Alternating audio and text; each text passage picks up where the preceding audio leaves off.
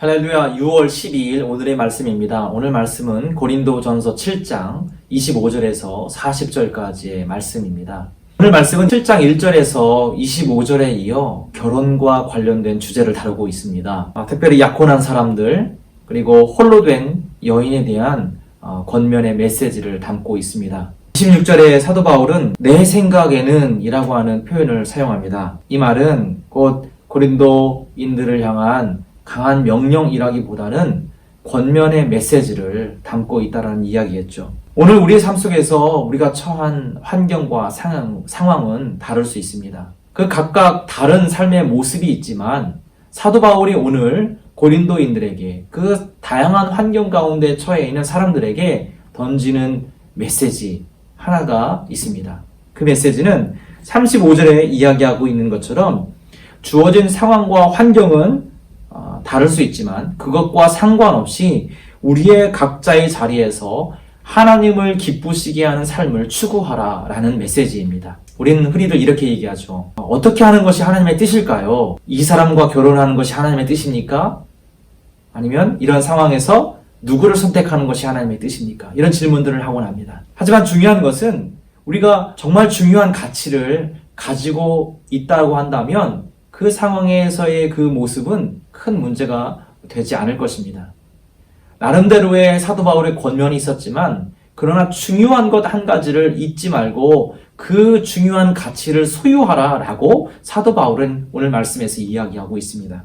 우리에게 주어진 상황은 다를 수 있지만 그것과 상관없이 하나님을 기쁘시게 하는 삶을 살아야 함을 권면하고 있는 것이죠. 그렇게 본다면 결혼의 문제도 결국 가치의 문제입니다. 하나님을 이 결혼을 통해서 어떻게 기쁘시게 할 것인가, 그리고 나의 삶의 모습 속에서 내가 어려운 상황을 만났지만 그 상황에서 어떻게 하는 것이 하나님을 기쁘시게 하는 일인가에 대한 그런 문제를 다루고 있는 것입니다. 사랑하는 성도님들, 오늘 우리의 삶의 모습 속에서 하나님을 기쁘시게 하는 것이 우리의 삶의 최고의 가치가 되시기를 간절히 소망합니다. 하나님을 기쁘시게 하는 삶.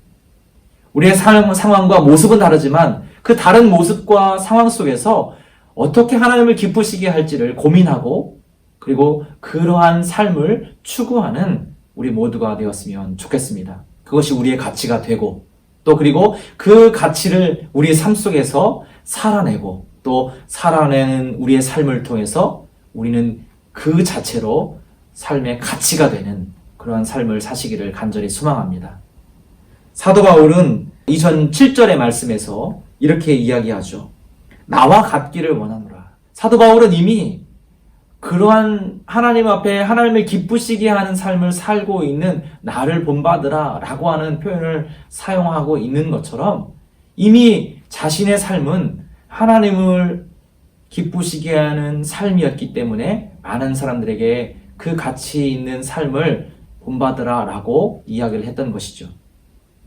사랑하는 성도님들, 오늘 우리 모두의 삶이 바로 이와 같이 사도 바울과 같은 삶이 되기를 간절히 축복드립니다. 어떤 상황 가운데 계십니까? 또 어떤 삶의 모습으로 살아가고 계십니까? 각자 다른 삶의 모습, 다양한 삶의 모습을 가지고 살아가지만 하나님을 기쁘시게 하는 것이 우리의 최고의 가치가 되기를 소망합니다.